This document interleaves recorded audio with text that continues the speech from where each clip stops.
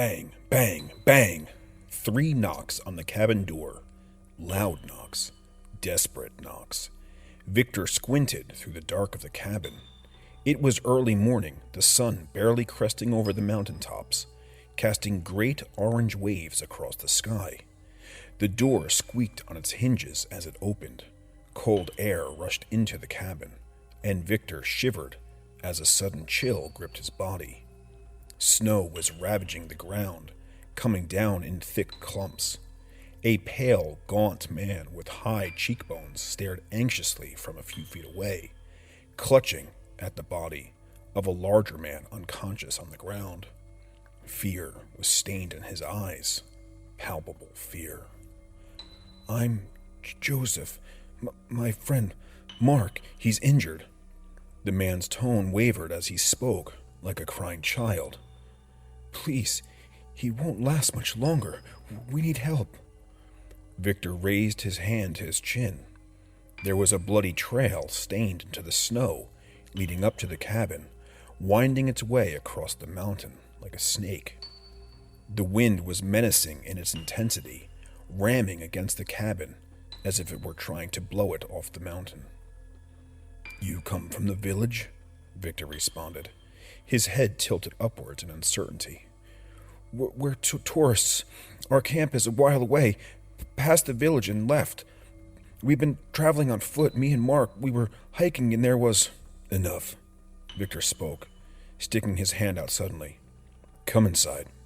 I'll help your friend." Slumping Mark's body over his shoulder, Victor stepped back inside the cabin.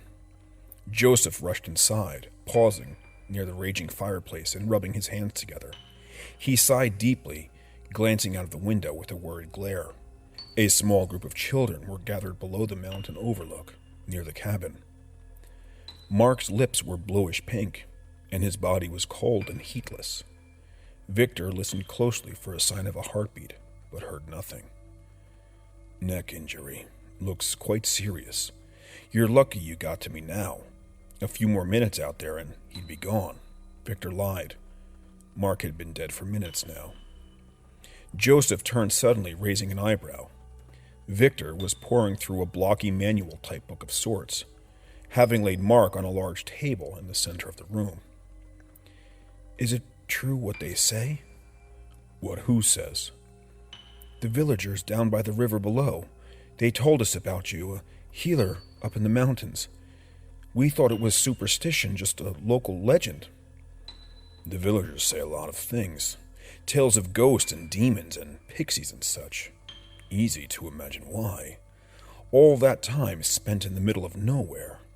Not much to do or say. No wonder.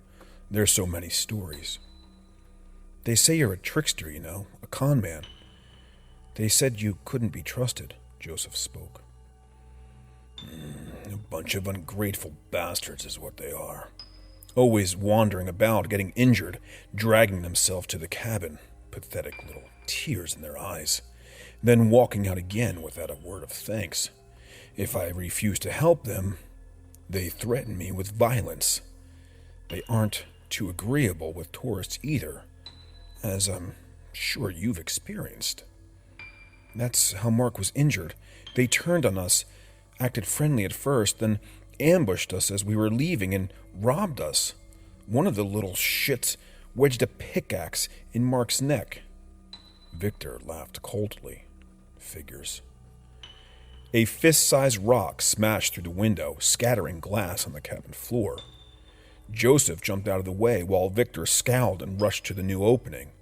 Quiet cheers echoed upwards across the overlook. A small group of village children were jumping with joy from down below, pebbles clutched in their hands, parents cheering them on. "You couldn't have picked a worse place to be touring, my friend. These villagers are blight on the land.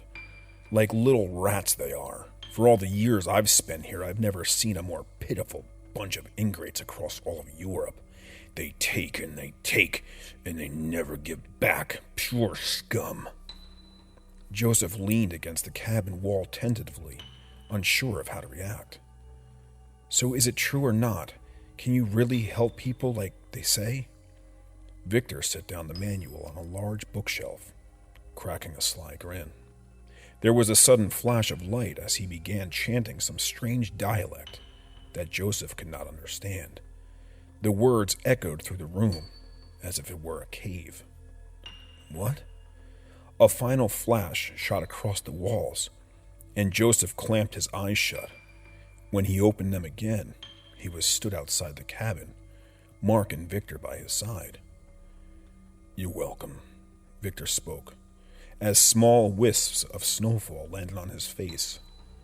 "Mark's gonna be fine. He's just a little dazed right now.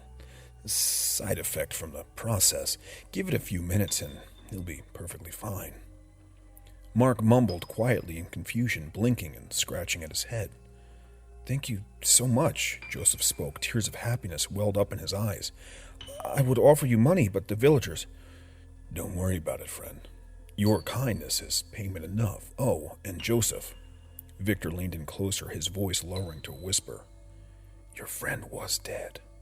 Try and take better care next time." "My God, I had no idea. At least it's all sorted out now, I suppose," Joseph replied, shaken at Victor's words. "But if I can just ask you one last favor."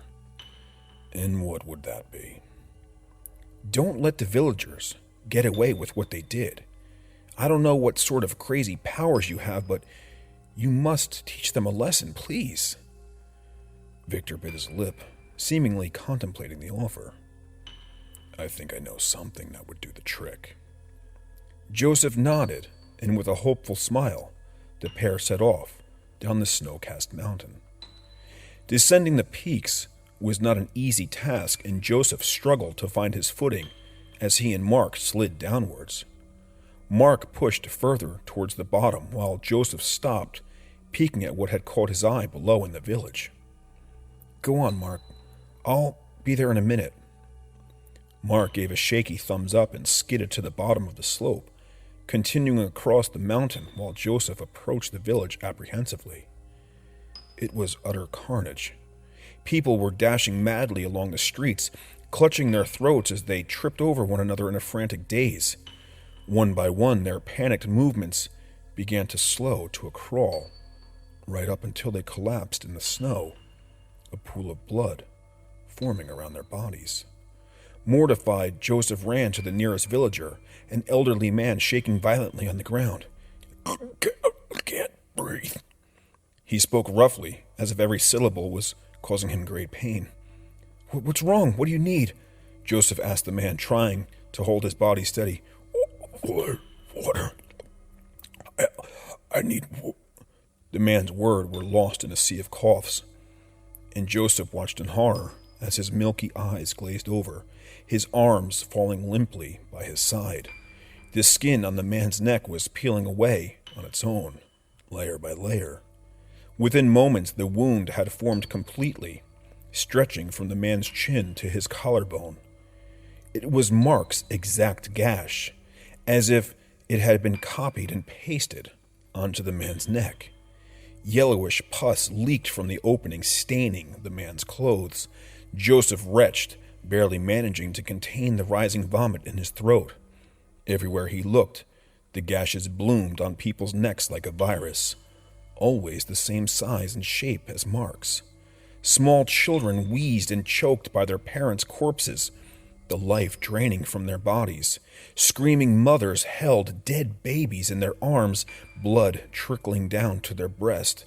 Even the animals were suffering. Dogs moaned and whimpered from the houses, and birds flew skywards in fear, only to plummet back down to the ground, half dead in the air. It was a circus of death, and Joseph was the audience. There was nothing he could do. The last remaining villager stumbled drearily through the ocean of dead. The wind whistled eerily along the alleys as he hacked up globs of blood and mucus, depressingly aware of his fate. With clenched fists, he let out a ragged yell, collapsing forward onto another body. Snowfall was already slowly burying the corpses, covering their pale faces. Joseph sank to his knees, unable to speak or even move.